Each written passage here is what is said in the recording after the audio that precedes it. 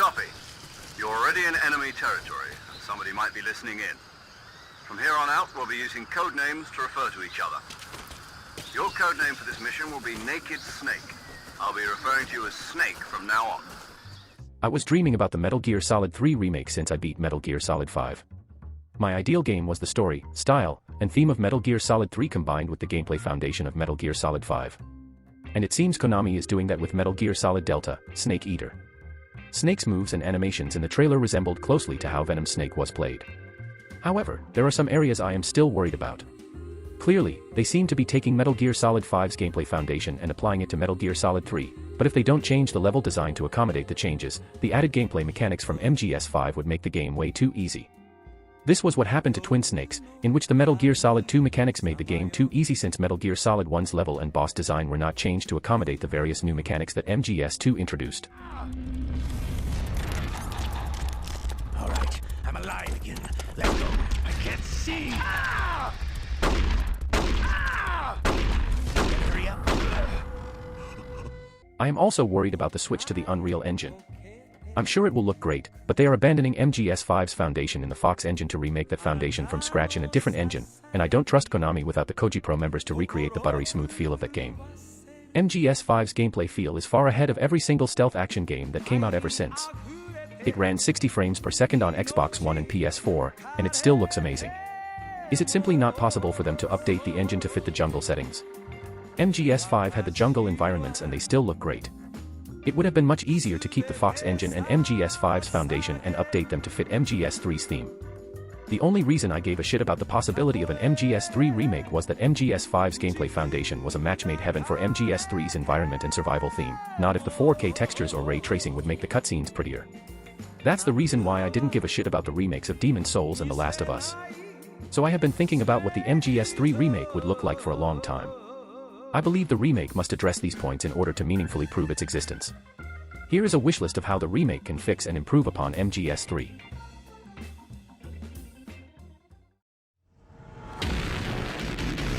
As I said, carrying over MGS5's mechanics is no-brainer. After experiencing those smooth controls, AI, fluid combat and stealth system, and animations, I never wanted to go back to the clunky mechanics of the old MGS games. Obviously, some of the mechanics would need to be refit for MGS3's gameplay theme. Metal Gear Solid 5's instantly regenerating health system doesn't fit the survivalist motifs. The remake should opt out of MGS3's slowly regenerating health system from the player's stamina. This means the game would shift its focus to be more about long-term planning and consequences, rather than the instant moment-to-moment action stealth of MGS5. Metal Gear for some reason removed swimming after MGS3, so the remake can deepen this system to utilize for the level design. I imagine the swimming in the cave section could be expanded. Maybe you can even hunt fish while you are underwater. MGS3's enemy types like flamethrowers and dogs would work fantastic with the remake in gameplay. Dogs can work like the dogs from The Last of Us Part 2, in which dogs can sniff you out even while you hide. Dogs are faster and offer smaller targets than regular enemies. I will talk about the flamethrowers later. I am aware MGS5 technically didn't ditch the camo index system, rather they just hid it from the HUD, but it would be better for the player to optionally turn the camo display on and off, considering how much the camo is crucial to MGS3's gameplay system. There are also little features that can be integrated into the remake as a changed form. For example, instead of making an electric sound from a bionic arm to lure the guards, as Naked Snake didn't have any bionic arm, Naked Snake can whistle to lure the guards.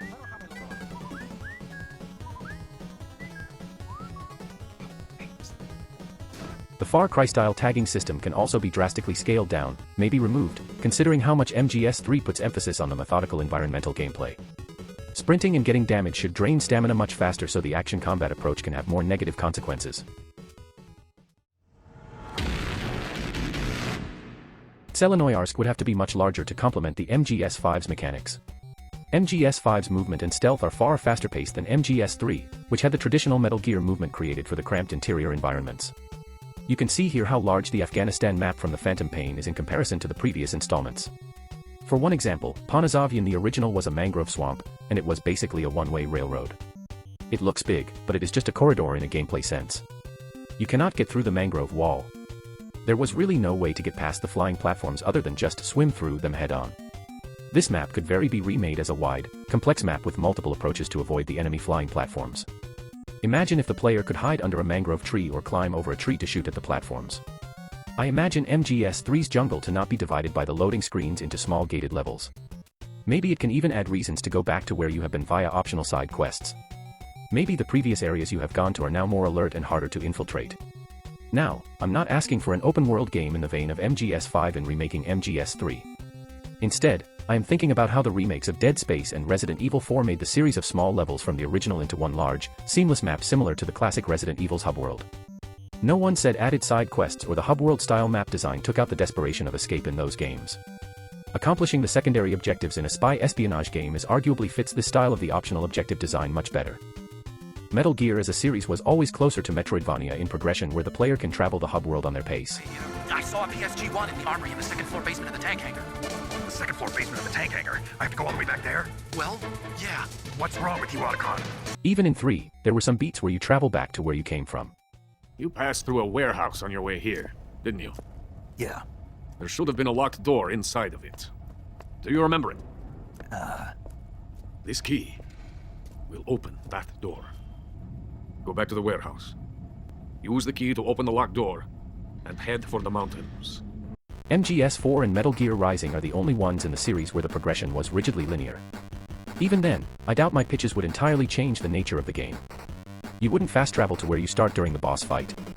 I don't think an added call from Eva to give more hints about the stealth suit being in the locker or the major calling Snake about destroying the turrets at the peak of the mountain would go against the premise or multiply the playtime too much.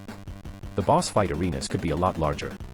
The boss fight with the end is divided into 2 levels in the game, and this could be merged into one massive level with more complex geometries and pathways. I hope the remake changed the fear to not use stealth camouflage that turns him completely invisible. Yes, MGS3 can get sci-fi, but turning completely invisible is insanely out of place for 1964. MGS1 presents the stealth technology as a recent invention, but apparently, the fear has it more than 4 decades earlier. Why has no one been using it ever since then? It is also too easy to just shoot down the fear by mowing down the trees because the map is too small. The difficulty can be amped up by making the boss arena much larger so that it is harder for the player to find the fear without the invisible stealth camo. Speaking of the boss fight could also be changed. She is wearing a white camo, so naturally, she should sneak and crawl through the flowers, and sneak attack Snake. She taught Naked Snake all of her sneaking techniques. She even tutorializes the player in this game.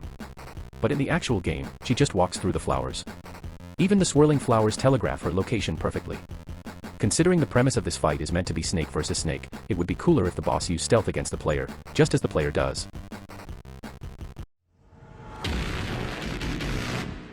The Eva escort level was one of the weaker parts of the game. Not only the level was highly linear, but it was also a frustrating escort level, especially on the highest difficulty. One of the failings of MGS3 is how the story has been constantly flirting and building toward Eva as Snake's comrade. Both earns respect for each other as equal, but the first time she was in the gameplay, she was just a burden and a headache. The game doesn't convey their relationship through the gameplay. While Quiet's writing was bad, and her over-sexualization is bizarre, at least I bought her relationship with Venom because her character is conveyed through gameplay. The game sells the character dynamics without hours upon hours of dialogue to tell you about it. Instead, everything is displayed through the gameplay mechanics. Conveying the theme of loss with Quiet disappearing, you literally can feel the same loss during the gameplay. Not that Eva's role in the gameplay should be as deep as Quiet, but I imagine the player could be able to command her more. Make Snake and Eva play like a team rather than a burden. There are a lot of levels where she can accompany Snake, such as the moment when the Ocelot unit ambushes Snake and Eva after their first meeting. Instead of leaving Snake, what if she stuck with him throughout this ambush? Like Quiet in the Phantom Pain, at first, the player has very few AI commands for Eva. Eva, get down, which makes Eva crouch and cover to hide from the enemies. Eva, stick with me, makes Eva very close to the player. Eva, go there, which makes Eva move to the place the player is pointing. Eva, run, which makes Eva run away from the enemies when the player or she gets detected. Story-wise, it also makes more sense, since this ambush leads to her getting captured by Ocelot. Then she can leave Snake with her bike. When Snake defeats the end and goes up to Krasnogorj, make Eva appear earlier rather than making their reunion the end of the level so that she accompanies Snake throughout the mountain base. At this point, more commands are added. A command like, Eva, attack, will make Eva shoot or distract the guards the player points at. Eva, take him out, makes Eva sneak attack the enemy during stealth. When Snake meets Eva again at the waterfall and goes to the enemy base, Snake should infiltrate the Shagahad base alongside Eva. When they get into the Shagahad hangar, that's when Eva departs to disguise herself as Tatiana. All of these lead up to Eva getting injured, and that moment feels more impactful because at this point the player is able to see her as a true comrade like Snake does. Her relationship with Snake would feel legit and more believable. I imagine this would be a huge undertaking in development. They would even have to make some script changes. However, if they manage to pull it off, it would add a new dimension to MGS3's gameplay and story.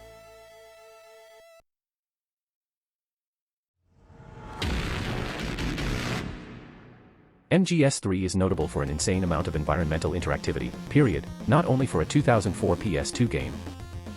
Play the games like Horizon and you'll find all the environments are static. They look real, but they don't feel real. When I say the world is artificial and dead, I mean it is static for the gameplay. Every level in MGS3 just feels lush with so many quirks and mechanics. Just wandering around a jungle looking for things can be fun. The remake could expand this aspect more. For example, the wildfire system would be great for MGS3's environments. Fire can catch on trees or grass and spread throughout the jungle, which allows the sandbox to be flexible and provides the player with cool emergent scenarios that are not scripted. Having your weapons jam or break in the middle of combat with little to no health while the grasses surrounding you engulf in flames in Far Cry 2 and Breath of the Wild were the highlights. I imagine the MGS3 remake where the player can create a wildfire to corner the enemies, and the enemies can do that, too. The flamethrowers can intentionally set the forest on fire to make the player harder to sneak through the flora. Maybe Snake can cover himself with mud to camouflage himself in environments like Shadows of the Tomb Raider. Kojima cited Rambo and the Predator as inspirations for MGS3, and those films all had the mud stealth scenes. However, moving in this state leaves muddy footsteps, which allows the enemies to spot and track the footsteps as the guards did in MGS1's footsteps on the snow. Being covered in mud for too long also spreads smell, which makes it easily detectable to enemies. Dipping yourself in the water wears the mud off. These emergent moments coming from the environments are what make the world feel alive. Thief and Splinter Cell featured a sophisticated light play and sound play where the player had levels of illumination where you would be visible to various degrees.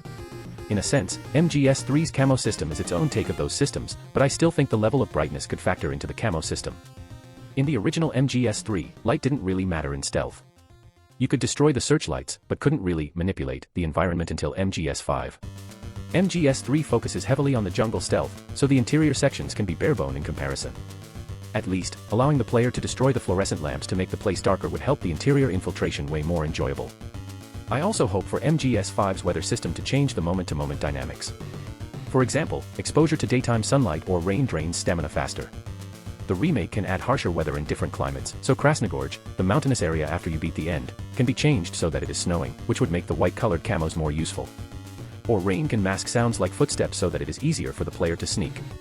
MGS5's day and night cycle would also work well for MGS3 survivalist motifs. It is harder to sneak during the daylight, but also easier for the player to detect the enemies. It is easier to sneak during the nighttime, but it is also harder for the player to detect the enemies. The cutscenes environments might change depending on time. The night vision and thermal goggles should only be unlocked as bonuses after beating the game. Not only they are anachronistic, but I watched countless Let's Players who ruined the end boss fight by using those visions. Most of the boss fights in MGS3 centered around methodically identifying targets in the thick jungle, so giving the player OP tools was just allowing the player to use cheats.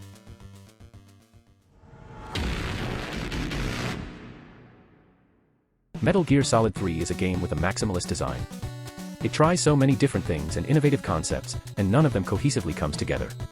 While the gameplay provides so many tools to screw around in the sandbox, that sandbox is hardly balanced and elegant. For example, the purpose of the camouflage system is to make the stealth dynamic depending on certain types of terrain. If you are on the grass, you wear grass camo. If you are in the urban environment, you wear urban camo. If you are in the mud, you wear dark camo. This entire concept gets negated as you progress further and obtain more camos. If you can wear different camos anytime, access the entire selection of camo at any time, and do that instantly in the menu, what's the point? Whenever you go to different environments, instead of formulating a plan to move through the terrains or play in different styles according to your current conditions, you just hit the menu button, and instantly switch to the new outfit, and then you are fine. The same goes for the cure system.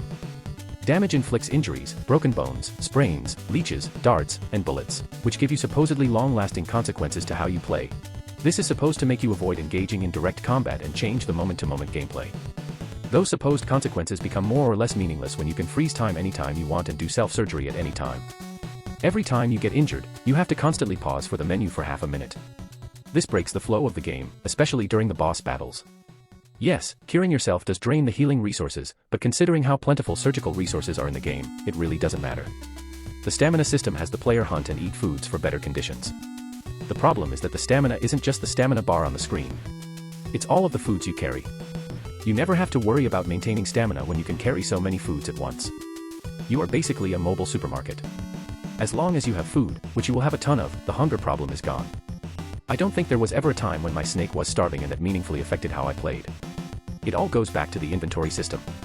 MGS3 technically had 3 inventories: limited inventory you can open by clicking R2 and L2, the mobile inventory, and the full inventory you can open by going into the menu screen. However, the only reason why they are separate is to make things more convenient. You just slot things from the full inventory to the mobile inventory at any time and anywhere. In terms of the design sense, they are one inventory, not separate.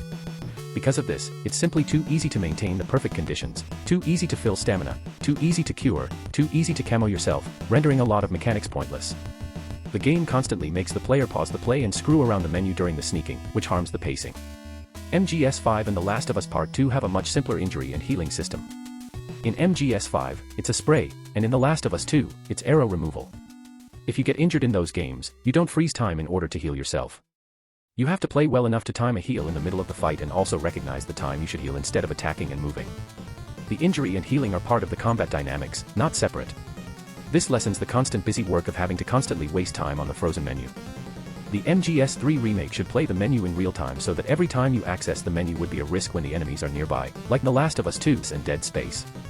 The player has to run away from the enemies, position themselves, and hide to access the food, camo, and curing menu to do things in real time, instead of being able to pull out a bullet instantly. Something as simple as a few seconds of downtime in real time while curing yourself solves the balancing problem.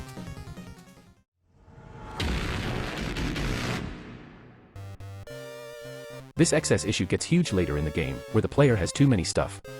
That's when the immersive and survival nature of the game breaks.